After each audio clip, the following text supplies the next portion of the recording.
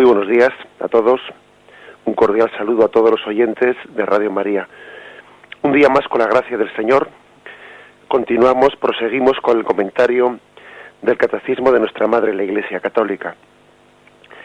Dentro del punto del credo referente a la Iglesia, estamos en los puntos 787 al 789. Son 3 puntos que tienen como título la Iglesia, comunión con Jesús. Bien, estamos dentro de esa imagen, la imagen de la Iglesia, cuerpo místico de Cristo, la Iglesia, cuerpo de Cristo. Una rica imagen de la que podemos y debemos de extraer pues una profunda espiritualidad eclesiológica muy unida a la cristología. Es un aspecto, esa imagen de la Iglesia, cuerpo místico de Cristo, en la que casi se confunde la eclesiología y la cristología. Casi cuando hablamos de la Iglesia estamos hablando de Cristo, cuando hablamos de Cristo estamos hablando de la Iglesia. Son dos cosas que tienden a fundirse. Quizás es la imagen de la Iglesia, cuerpo de Cristo, la imagen en la que mejor se unen los misterios, se conjugan, ¿no?, de una manera muy unificada. Porque yo creo que una manera profunda y correcta y bien orientada a la hora de explicar los misterios de la fe es cuando todos los misterios tienden a unirse, todo confluye. Se entiende una cosa pues a la luz de la otra. Sin embargo, es un mal signo de la teología o un mal signo en la comprensión de la fe cuando los misterios pues están como desconectados el uno del otro, como si fuesen cosas que están justapuestas, no una encima de la otra, sin que se iluminen mutuamente. Bien, pues vamos por partes, vamos a ir leyendo estos puntos y desgranándolos en su contenido y haciendo referencia también a los textos de la palabra de Dios que se nos hace referencia en ellos. Dice el punto 787. Desde el comienzo, Jesús asoció a sus discípulos a su vida. Y aquí se nos da 2 puntos mejor dicho, dos citas del Evangelio. Jesús asoció a sus discípulos. Marcos 1, 16-20 dice así: bordeando el mar de Galilea, vio a Simón y a Andrés, el hermano de Simón, largando las redes en el mar, pues eran pescadores. Jesús les dijo: venid conmigo, y os haré llegar a ser pescadores de hombres. Al instante, dejando las redes, les siguieron. Caminando un poco más adelante, vio a Santiago, el de Zebedeo, y a su hermano Juan. Estaban también en la barca arreglando las redes. Al instante los llamó, y ellos, dejando a su padre Zebedeo en la barca con los jornaleros, se fueron detrás de él. El siguiente texto que se nos da es el de Marcos 3, versículos 13 al 19, donde se dice que Jesús pasó la noche haciendo oración y al día siguiente instituyó a los 12 y van mentando los nombres de esos 12 apóstoles. Bien, dice que Jesús asoció a sus discípulos a su vida. Quiere esto decir, y además recordemos cómo al inicio de la vida pública de Jesús, la misma liturgia, dentro de lo que es el tiempo ordinario, después de comenzar con el bautismo de Jesús en el río Jordán, pues lo primero que hace es describir en los siguientes domingos, el domingo segundo, el domingo tercero del tiempo ordinario, describir cómo Jesús se rodeó de los discípulos, se rodeó de los apóstoles al comienzo de su vida pública. Es decir, Jesús organizó un poco ese ministerio suyo de los 3 años de la vida pública, lo organizó partiendo también de una experiencia de discipulado. Él compaginó su predicación pública a todas las masas con una experiencia de intimidad con un grupo en torno a él que bien podríamos decir que estaban recibiendo un discipulado de Jesucristo. No es que Jesús, primeramente comenzase a hacer una predicación y después de haberse dirigido a todas las masas, pues él eligió entre las masas a un grupo. No, lo hizo al mismo tiempo que Jesús se estaba dirigiendo a todas las masas, estaba teniendo con un grupo una intimidad mayor. Algo así también se ha vivido en muchas experiencias dentro de la Iglesia. Para entender qué es lo que hizo Jesús, también podemos ver cómo eso mismo se ha vivido en la Iglesia. Tengamos en cuenta que los actuales seminarios para formar a los sacerdotes, por ejemplo, pues nacieron del Concilio de Trento, pues porque la Iglesia vio pues la necesidad de la necesidad de formar pues a los sacerdotes de una manera un poco más estructurada, y para enriquecerles más en su cultura, etcétera. Pero hasta entonces los sacerdotes pues se formaban pues a la sombra de un maestro, en una especie de discipulado personal, en donde un aspirante al sacerdocio tenía una intimidad especial con un sacerdote con el cual convivía, al cual escuchaba, veía cómo predicaba, iba participando poco a poco de sus tareas, convivía con él, rezaba con él. Era un discipulado de atención muy personal, de atención muy personal. En el fondo era una especie de aprender por contagio, aprender por contagio. Esa fue la forma en la que los discípulos fueron naciendo de ese corazón de Jesús. Jesús se rodeó de un discipulado y él quiso que ellos aprendiesen, bueno, pues no de una forma magisterial, aunque evidentemente tendría sus ratos de intimidad con ellos en los que les diría y explicaría cosas, como luego vamos a ver. Pero especialmente ellos aprendían de Jesús por contagio, viendo cómo rezaba, viendo cómo se iba a noches a hacer oración, viendo su manera de reaccionar ante esta persona que se le había acercado en otra circunstancia distinta. Ellos fueron aprendiendo de un corazón sacerdotal, se fueron configurando por contagio. Bien, digo que incluso la Iglesia en muchos momentos ha hecho también esa experiencia de discipulado, la sigue haciendo. El problema que tenemos nosotros es que, bueno, pues no tenemos un maestro como Jesús, es decir, pues ponerle a un candidato al sacerdocio, por ejemplo, ¿no? Ponerle sencillamente en un discipulado junto a un sacerdote, pues lógicamente es limitarle también en cierto sentido, porque si el corazón de ese sacerdote fuese tan amplio y tan santo como el del corazón de Cristo, pues claro, entonces no habría duda, ¿no?, de que ese sería el mejor método. Pero también la Iglesia, especialmente el Concilio de Trento, ¿no?, pues vio la necesidad pues también de configurar la formación en torno a un seminario, pues porque lógicamente ninguno de nosotros somos capaces de representar plenamente a Jesús, ¿no?, como Jesús lo hizo con sus discípulos. Y por eso, para no empobrecer a los discípulos con un maestro que queda lejos, ¿no?, de la figura de Jesús, es porque se formaron los seminarios para suplir tantas carencias personales, ¿no? Bien, pero a lo que íbamos, a nosotros lo que nos importa es ver el modelo de los apóstoles en este momento. Y el modelo de los apóstoles vemos como Jesús tuvo un discipulado con ellos. Y es bueno que imaginemos los momentos de intimidad tan grande que tendrían, cuando después de haber predicado Jesús, las multitudes marchaban a sus casas y Jesús se quedaba a solas con los suyos.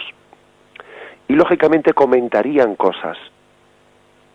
Nos los podemos imaginar comentando pues cómo pues un grupo, como una mujer, como un niño, se habían emocionado pues al escuchar la palabra de Jesús.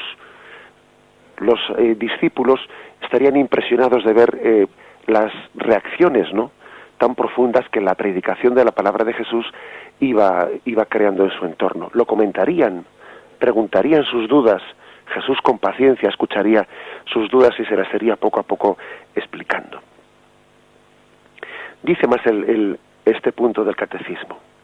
Dice que primero que asoció a sus discípulos a su vida, les asoció.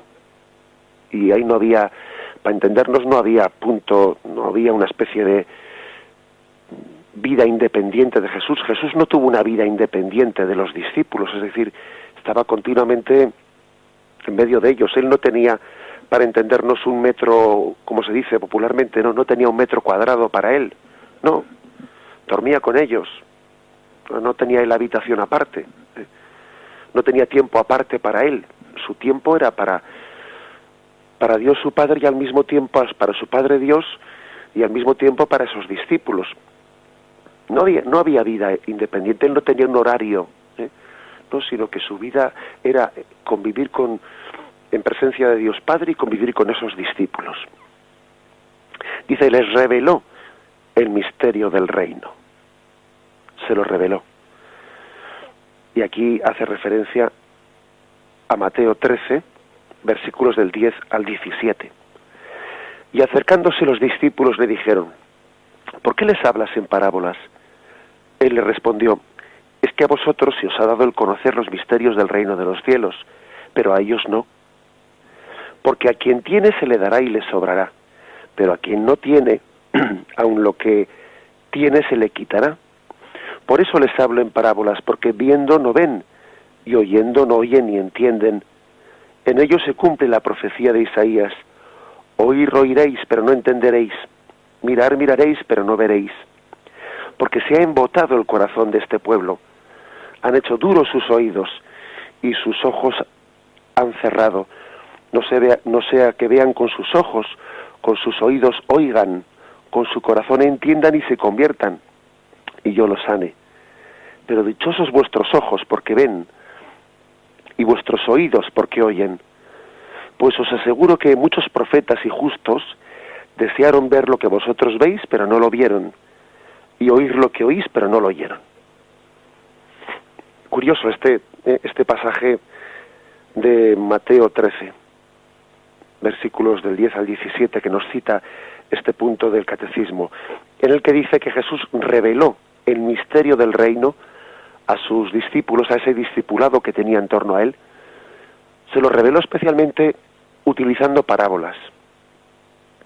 Las parábolas eran un género muy adecuado, muy sugerente para ese discipulado. Las parábolas es un género muy adecuado para quien quiere aprender, para quien tiene deseo de conocer pues el reino de Dios, porque sugieren mucho esas parábolas.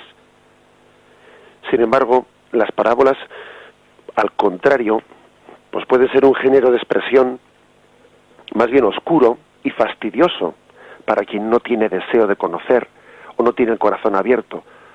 Para quien no tiene el corazón abierto le parece que las parábolas le están estorbando. Bueno, para mí háblame claro, no me pongas así ejemplitos, porque en el fondo no tiene un deseo de un conocimiento vital y profundo. Más bien está a la defensiva. Y como está a la defensiva, la parábola le estorba. Por eso dice Jesús, a vosotros os he hablado en parábolas, para que recibáis de Dios esa luz del Espíritu Santo para comprender los misterios del reino. Jesús pues utilizó para sus discípulos, ¿no?, esa forma de expresión sugerente, iluminadora, enriquecedora, que abre el corazón, que no es únicamente enseñar unos conceptos como quien enseña algo escrito pues o memorizado, no, sino que les está haciendo entender el espíritu del reino a través de esas parábolas. Este texto que hemos leído de Mateo 13, pues para explicar esto que estamos diciendo de cómo las parábolas para quien es verdadero discípulo son sugerentes y sin embargo para quien no es un verdadero discípulo de Jesús más bien son un obstáculo, resultan oscuras, fastidiosas. Viene a decir este texto, dice algo que también debe de ser meditado, como si las parábolas hubiesen sido, ¿no?, un texto, o mejor dicho, una forma en la que Dios ha querido ocultarse a quien no le busca. Como si hubiesen sido una forma de ocultarse para quien no le busca. Es una manera de hablar, pero fijaros de cómo en Mateo aquí dice, pues se ha embotado el corazón de este pueblo, y con los oídos han oído con dificultad, y han cerrado sus ojos, no sea que vean con los ojos. O sea, es decir, parece que es una forma de hablar, evidentemente una forma de expresarse, ¿no?, en la que dice, no sea que vean con los ojos, no sea que con los oídos oigan. Dice el paralelo del Evangelio de San Juan, dice, tienen cegados sus ojos y han endurecido su corazón para que no vean con los ojos y comprendan con el corazón.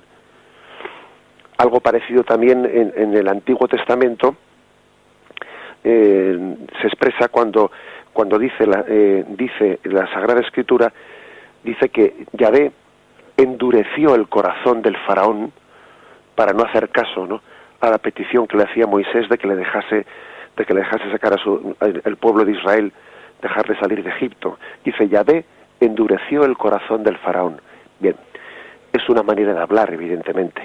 No es que Yahvé sea el que endurezca el corazón del faraón, es el faraón el que ha endurecido su corazón. No es que Yahvé sea no es que Jesús sea el que hable en parábolas para que otros no entiendan, porque ciertamente aquí literalmente se dice eso, pero es una forma de expresión, ¿eh? Dice en este texto que Jesús hablaba en parábolas para que ellos me refiero, los que no eran verdaderos discípulos de Jesús, los que no estaban abiertos al reino de Dios, dice para que oyendo no entendiesen. Bien, pero es una manera de expresarse. No es que Jesús quisiese que estos no recibiesen el Evangelio y entonces les hablaba en parábolas para que así no entendiesen lo que estaba diciendo. Bien, eso evidentemente es una forma de expresión. De la misma forma que no es que Yahvé fuese el que endureciese el corazón del faraón, no. Más bien hay que decir, esto es una forma de expresión, es una forma de decir que cuando el hombre se autoexcluye, bien, de alguna manera Dios respeta esa autoexclusión hasta el punto de que Dios la ratifica. Algo parecido a lo que decimos pues con el tema de la posibilidad de la salvación o de la condenación eterna, que es el hombre el que se autoexcluye de la salvación, es el hombre el que se autocondena, aunque luego también en la Sagrada Escritura se utiliza la imagen de que Dios ratifica esa autoexclusión en una imagen solemne en la que hay un juicio de condenación. Bien, es compatible decir que el hombre se autoexcluye de la salvación y que Dios da una sentencia de condenación. Al fin y al cabo, la sentencia de condenación no es más que la proclamación solemne del respeto que tiene Dios por la decisión del hombre de autoexcluirse. Bueno, algo parecido pasa aquí, cuando dice esta parábola de que Jesús habla en parábolas para que los que tienen deseo de conocerle le puedan conocer y para que los que no tienen deseo de conocerle no entiendan. Bueno, es una manera de expresarse. No es que Jesús esté hablando en parábolas de una manera así complicada para que los fariseos no le entiendan. No. Quiere decir con ello que pues los fariseos estaban cerrados al deseo de entenderle a Jesús, y las parábolas les resultaban impenetrables, les resultaban fastidiosas, porque al contrario de los discípulos de Jesús, ellos no tenían sed, no tenían deseo de conocer a Jesús, estaban a la defensiva. Y entonces Jesús respeta esos corazones, con gran dolor del corazón de Jesús, con gran dolor por su parte, respeta esa cerrazón y viene de alguna manera el Evangelio a proclamar, que incluso en esa cerrazón también hay un designio de Dios, que Dios respeta. Bien, en resumen, que es lo que a nosotros nos importa, nos importa ver cómo en ese discipulado tan íntimo que tenía Jesús con los suyos, utilizó de las parábolas para revelar el conocimiento, pues la esencia del reino de Dios.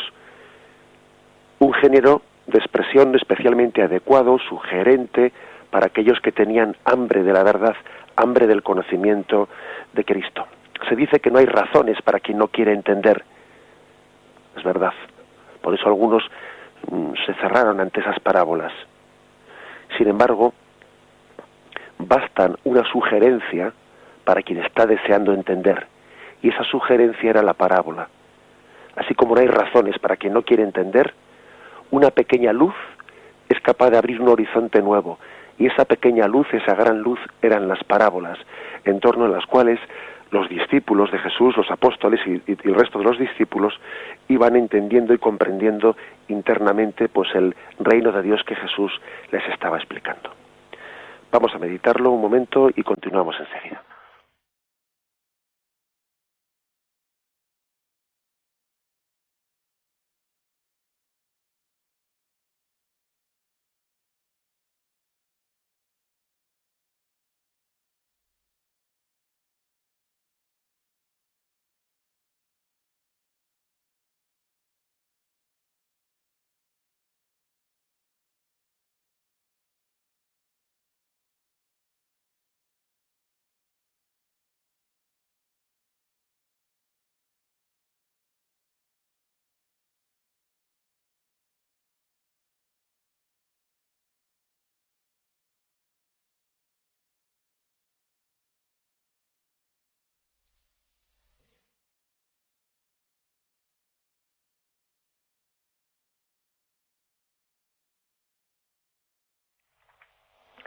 Dice también este punto del catecismo, después de haber dicho de cómo les reveló el misterio de Dios, les dio parte en su misión, les dio parte en sus alegrías.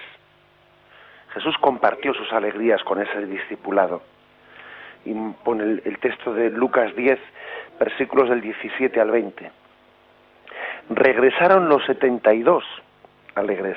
Aquí se nos habla, aparte de los 12 apóstoles, que había un círculo un poco más amplio en el discipulado de Jesús, que hablaba de los 72. Jesús envió a los 72 de dos en dos. Cuando hablamos pues de ese discipulado no nos reducimos a los 12 apóstoles. Bien. Dice pues, regresaron los 72 alegres, diciendo, Señor, hasta los demonios se nos someten en tu nombre. Él les dijo, yo veía a Satanás caer del cielo como un rayo. Mirad, os he dado el poder de pisar sobre serpientes y escorpiones, y sobre todo poder del enemigo, y nada os podrá hacer daño. Pero no os alegréis de que los espíritus se os sometan, alegraos de que vuestros nombres estén escritos en el cielo.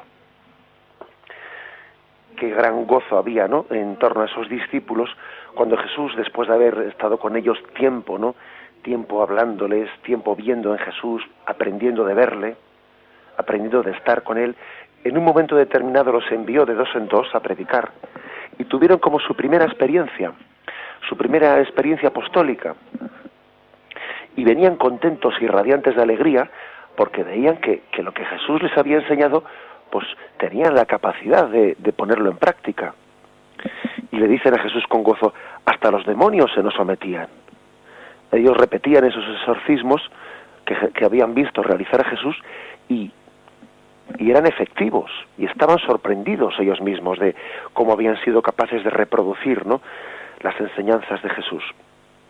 Estaban pues gozosos y contentos, y Jesús también estaba gozoso y contento de ver cómo esos discípulos pues se habían iniciado, ¿no? Se habían iniciado, habían progresado, se habían adelantado, ¿no?, pues en ese catecumenado especial, en ese discipulado que tenía Jesús con ellos. Aunque fijaros, comparte el gozo con ellos, pero también ejerce de maestro de esos corazones sacerdotales y corrige su intencionalidad. Corrige su intencionalidad y dice, ojo, pero estad más bien alegres, no tanto porque se os sometan los espíritus, cuanto porque vuestros nombres están escritos en el cielo. Es decir, no estéis contentos por el poder que tenéis, sino por el regalo inmerecido que habéis recibido de Dios Padre. Y por cierto, uno no puede por menos de acordarse de aquel otro episodio que está narrado en Marcos 9, versículo 29, cuando había un endemoniado epiléptico, dice así, en el que no habían sido capaces los discípulos de curarle. Y va Jesús y después de ejercer ese exorcismo, los discípulos le preguntan, Maestro, ¿por qué nosotros no pudimos expulsar a ese demonio? Y Jesús les responde con un texto misterioso. ¿Por qué nosotros no pudimos expulsarle? Les dijo, esta clase con nada puede ser arrojada sino con la oración. Como diciéndoles, hay una determinada clase de demonios que únicamente con la oración y con el ayuno podrán ser expulsados. Bueno, es decir, ellos van compartiendo las alegrías, Jesús va también hasta educándoles en las alegrías para que no se ufanen, para que esas experiencias positivas no sean motivo de vanidad o de arrogancia, para que las vivan con mucha humildad el ser instrumento de Cristo. Pero también Jesús, en ese discipulado tan íntimo, también les asocia no solo a las alegrías, también a sus sufrimientos. Y aquí se nos ofrece el texto de Lucas 22, 28-30, ¿no?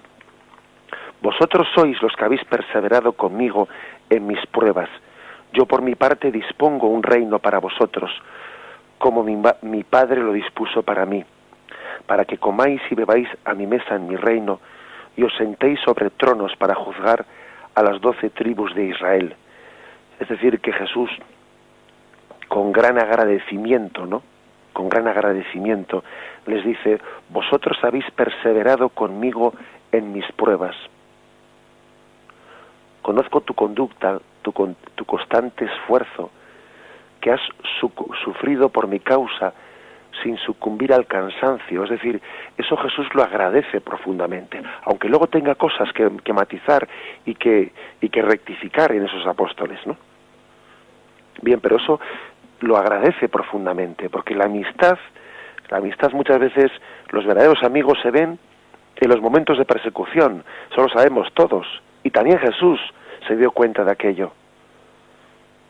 Jesús, cuando vio que la gente le abandonaba, cuando él estaba predicando el discurso de la Eucaristía y vio que aquel discurso pues era rechazado, ¿no?, por los corazones endurecidos, Jesús, dirigiéndose a sus discípulos, les dijo: ¿también vosotros queréis marcharos? Y Pedro le dice: pero ¿a dónde iremos, maestro? Solo tú tienes palabras de vida eterna. Es decir, aquellos discípulos, los apóstoles especialmente, habían perseverado con Jesús en los momentos de las pruebas. Por eso les había pedido en Getsemaní: velad conmigo, permaneced conmigo en oración, en este momento en el que Jesús sentía la soledad y sentía también el peso de la prueba. También eso formaba parte del discipulado, compartir no solo las alegrías, también compartir los momentos difíciles. Jesús no fue un maestro de esos que esconde las dificultades y esconde sus momentos difíciles a los discípulos para que no los vean y no sufran. No hizo eso Jesús. Jesús también mostró su corazón triste, mostró sus heridas, las heridas de su corazón, se las mostró a sus discípulos. Y por eso concluye este punto del catecismo diciendo: Jesús habla de una comunión todavía más íntima entre él y los que le siguen. Permaneced en mí como yo en vosotros. Yo soy la vid, vosotros los sarmientos. Anuncia una comunión misteriosa y real entre su propio cuerpo y el nuestro. Quien come mi carne y bebe mi sangre, permanece en mí y yo en él. Es decir, después de haber puesto como ejemplo, ¿no?, todos estos textos del Evangelio en los que se ve cómo Jesús convivía estrechamente, ¿no?, y compartía su intimidad con esos apóstoles y con un discipulado también más amplio que el de los apóstoles, después de ello nos recuerda de cómo esa comunión se prolonga más allá, ¿no?, de esa convivencia de Jesús con sus discípulos. Permaneced en mí y yo en vosotros. Es decir, no se trata de una comunión de momentos puntuales, únicamente reducidos a esa convivencia física que tuvo Jesús con sus apóstoles y con sus discípulos, pues en aquellos 3 años de ministerio público. No, se trata de una comunión profunda, prolongada y continuada, en todos los momentos y en toda la historia, una unión entre Jesús y los suyos. Yo soy la vid, vosotros los sarmientos. Estamos recibiendo de continuo la vida de Cristo en nosotros, especialmente por la Eucaristía, fijaros. Quien come mi carne y bebe mi sangre, permanece en mí y yo en él. No se trata de momentos esporádicos de convivencia con Jesús, sino que se trata de una común unión, una comunión en Cristo, un vivir en él, vivir en Cristo y vivir de Cristo. Ese es pues lo que significa también que la Iglesia sea cuerpo de Cristo, que sea comunión con Jesús. Vamos a explicarlo también en el siguiente punto. Ahora hacemos un breve momento de meditación pidiendo esa comunión con Cristo y continuamos enseguida.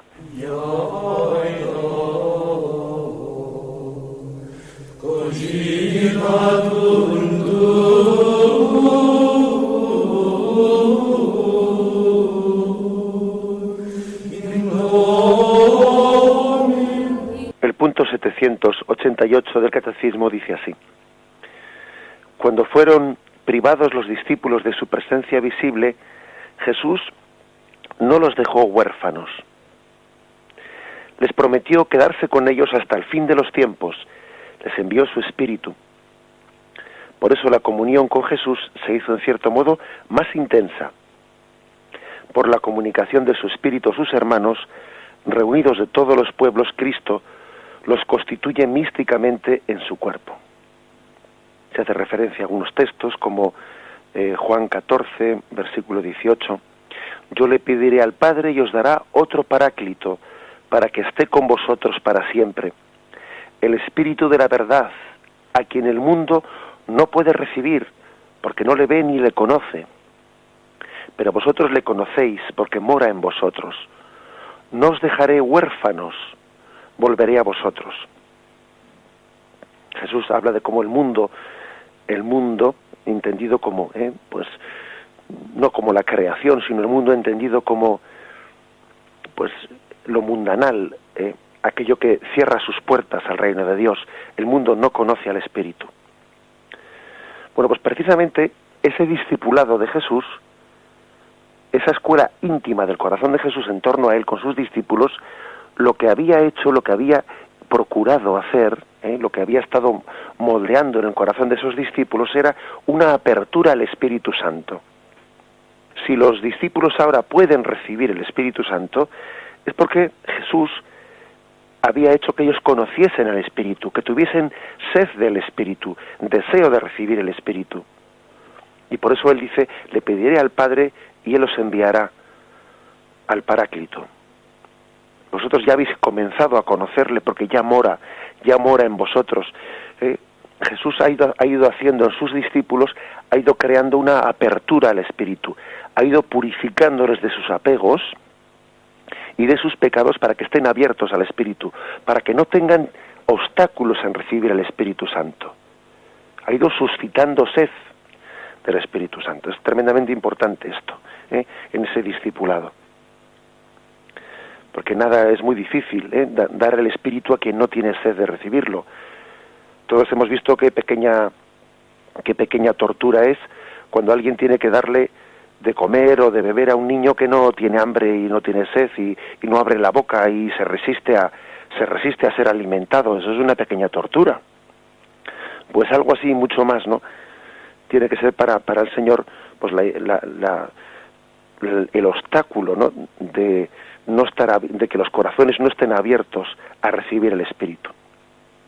Y aquí hay una explicación más, cuando dice Jesús, no os dejo huérfanos. Y de hecho, pues se insiste, como dice, id pues por todo el mundo bautizando en el nombre del Padre, del Hijo, del Espíritu Santo, y he aquí que yo estoy con vosotros todos los días hasta el fin del mundo. ¿Por qué digo que es importante este texto? Cuando dice, no os dejo huérfanos, estaré siempre con vosotros. Hay una diferencia, pues esencial, ¿no?, entre el discipulado humano y el discipulado de Jesús. Porque lo que podríamos entender por experiencias humanas de discipulado, que ocurren en el seno de la familia, ocurren en una escuela, en una universidad, pues lógicamente el discipulado humano hace que uno, en la medida que ha sido formado, luego cada vez sea más independiente de su maestro. Y un discipulado humano consiste en que una vez que uno se ha cargado de esas enseñanzas del maestro, pues la madurez consiste en hacerse independiente, en hacerse autónomo, en tener capacidad de ir por su cuenta, ya prescindiendo del maestro. Pero es que con Jesús es distinto. Con Jesús, el discipulado no consiste luego en independizarse de él, no, en absoluto, sino que el discipulado de Jesús cada vez une más a él. Cada vez uno recibe más de Jesús. Puede llegar a entender esa frase de que sin él no somos nada. Sin Jesús no podemos hacer nada, que tenemos una plena comunión con él y una plena necesidad de él, hasta el punto de que Pablo, el discípulo, llega a decir, ya no soy yo quien vive, es Cristo quien vive en mí. Ojo, por lo tanto, ¿no?, con entender, el discipulado de Jesús como una época de nuestra vida en la que nos llenamos de conceptos, aprendemos cosas y luego ya vamos por libre, autónomamente, difundiendo eso que aprendimos en un tiempo, ya viviendo de las rentas, ¿no? Uno aprendió lo que tiene que aprender, cuando fuimos pequeñitos, pues ya fuimos a la catequesis, ya aprendimos lo que teníamos que aprender, y a partir de ahí ya vivimos de aquellas rentas. Ese no es el verdadero discipulado de Jesús. El verdadero discipulado es aquel de quien cada vez se siente más dependiente de Jesús, cada vez está más unido a Él. Es capaz, entiende que no es que esté sobreponiéndose a Jesús, no, es que forma parte de Jesús. Él nos ha constituido en su cuerpo, y el cuerpo no puede separarse nunca de la cabeza porque muere automáticamente. Este matiz es muy importante. De lo contrario, confundimos lo que es el discipulado humano y el discipulado de Jesús. El que está unido a Jesús cada vez está unido a Él. Y la madurez no consiste en hacerse independiente. La madurez consiste, en el caso de Jesús, en estar más unido a Él. La madurez plena es la de quien dice, ya no soy yo, es Cristo quien vive en mí. Porque la unión con Cristo no despersonaliza, todo lo contrario. La unión con Cristo nos hace alcanzar la madurez humana, la madurez personal. Así como en otros discipulados, ¿no? Podría ocurrir que un discípulo pierda personalidad porque está demasiado dependiente del maestro. En este caso no ocurre así. En este caso, la madurez personal consiste en dejarse, ¿no?, mover plenamente por la gracia de Cristo, que no despersonaliza, todo lo contrario, ¿no? Lo que hace es llevar al hombre a su cumbre. Lo meditamos brevemente y entramos en el último punto.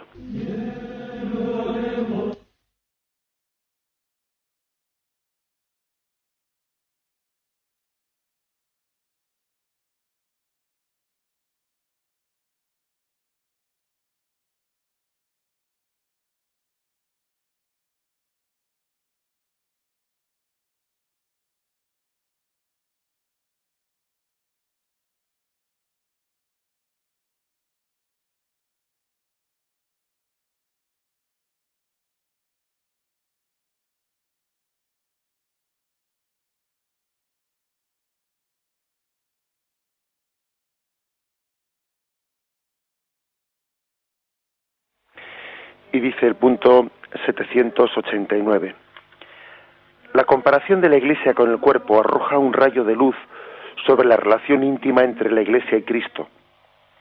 No está solamente reunida en torno a Él, sino que está unificada en Él, en su cuerpo. Tres aspectos de la Iglesia, cuerpo de Cristo, se han de resaltar más específicamente. La unidad de todos los miembros entre sí por su unión con Cristo, Cristo, cabeza del cuerpo, y la Iglesia, esposa de Cristo. Así pues, este punto del catecismo nos recuerda que no nos basta con decir, ¿no?, que la Iglesia está reunida en torno a Cristo. No se trata de que estemos coordinados con Cristo. Hay que coordinarse entre la Iglesia y Cristo, no. Aquí no hablamos de coordinación, ahora mucho menos de yuxtaposición, ¿no?, pero ni siquiera de coordinación. Hablamos de unificación, está unificada con Él, en su cuerpo. Está unificada con Él. Fijaros qué expresión tan fuerte, ¿no? Hasta el punto de que hay pasajes en la Sagrada Escritura que expresan esto gráficamente, que la Iglesia y Cristo están unificados. Acordaros, por ejemplo, en Hechos de los Apóstoles, capítulo 9, versículo 5, cuando San Pablo estaba persiguiendo a los cristianos, estaba persiguiendo a la Iglesia, es derribado del caballo, camino de Damasco, y entonces escucha una voz, ¿no? Él pregunta, ¿quién eres tú? Y una voz le dice, yo soy Jesús a quien tú persigues. Hombre, San Pablo estaba persiguiendo a la Iglesia, él no perseguía a Jesús. Sí, claro, pero Jesús le dice, yo soy Jesús a quien tú persigues.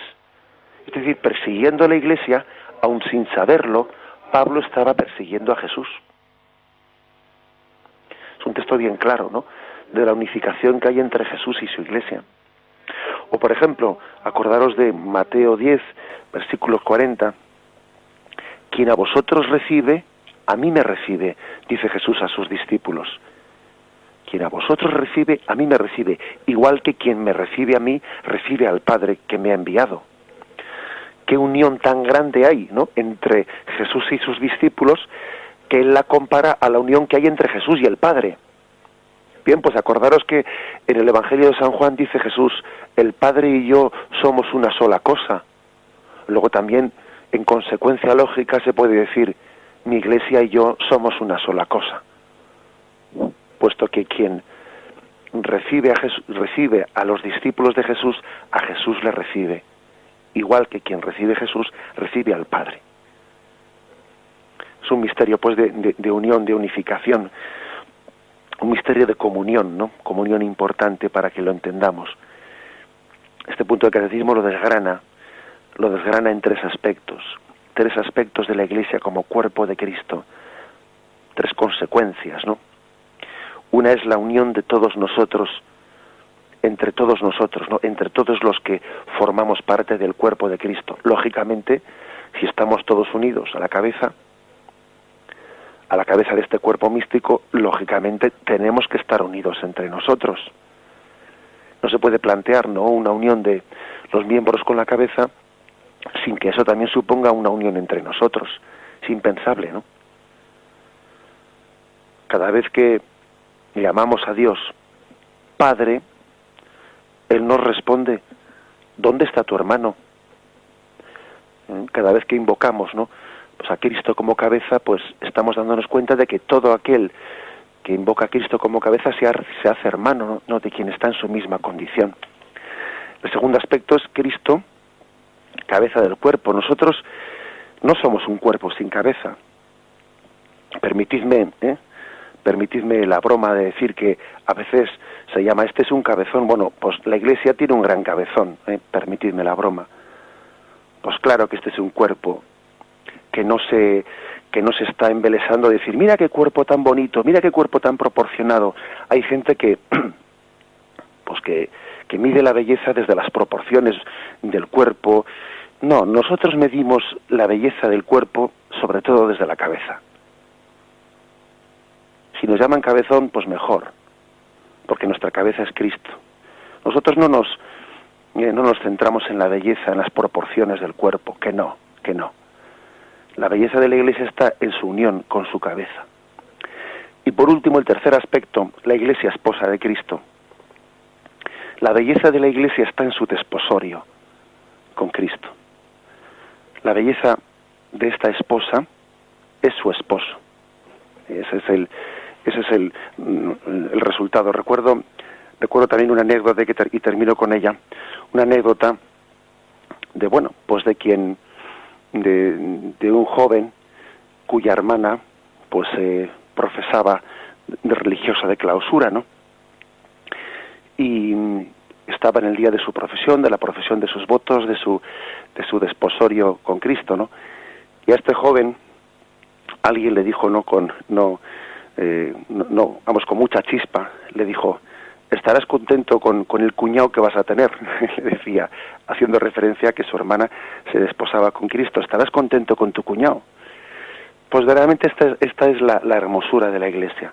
La hermosura de la Iglesia es su esposo. El esposo es quien embellece a la esposa en esta imagen. Nos quedamos pues en este punto.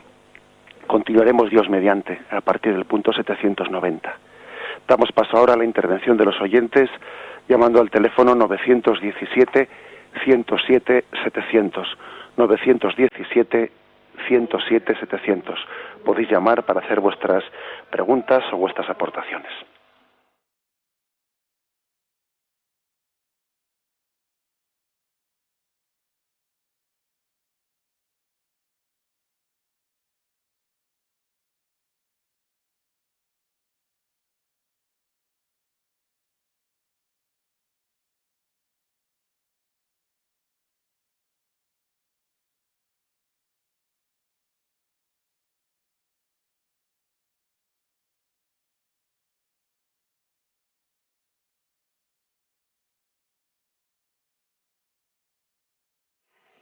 Buenos días, ¿con quién hablamos?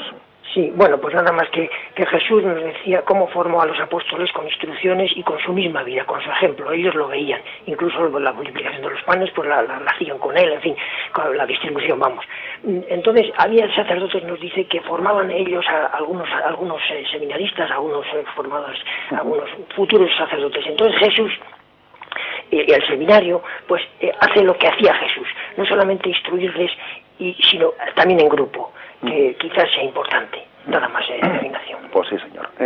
Es muy cierto eso, es muy cierto, porque bueno, yo he puesto el ejemplo de que como en el Concilio de Trento se pasó de esa forma de formación, así más de discipulado, más de convivencia, a una forma más organizada en el seminario. Pero ciertamente el matiz que ha hecho el oyente es importante, no porque en el estilo del seminario se deje de tener el estilo de discipulado, no. Quizás pues por coordinarlo, etcétera, de una manera más adecuada, pero también en el seminario, por supuestísimo, ¿no? Se complementa, se prolonga el estilo del discipulado de convivencia en torno al maestro. Y es más, en el seminario sabemos que también se pide al seminarista pues que tenga también la experiencia pastoral de ir los fines de semana a una parroquia en la que también tiene esa experiencia de convivencia con un párroco más cercano, etcétera.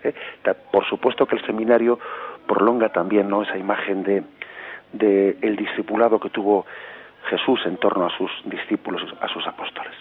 Damos gracias a todos por su fidelidad en la audiencia y con la gracia del Señor pues convocamos para el próximo día para continuar este comentario del Catecismo.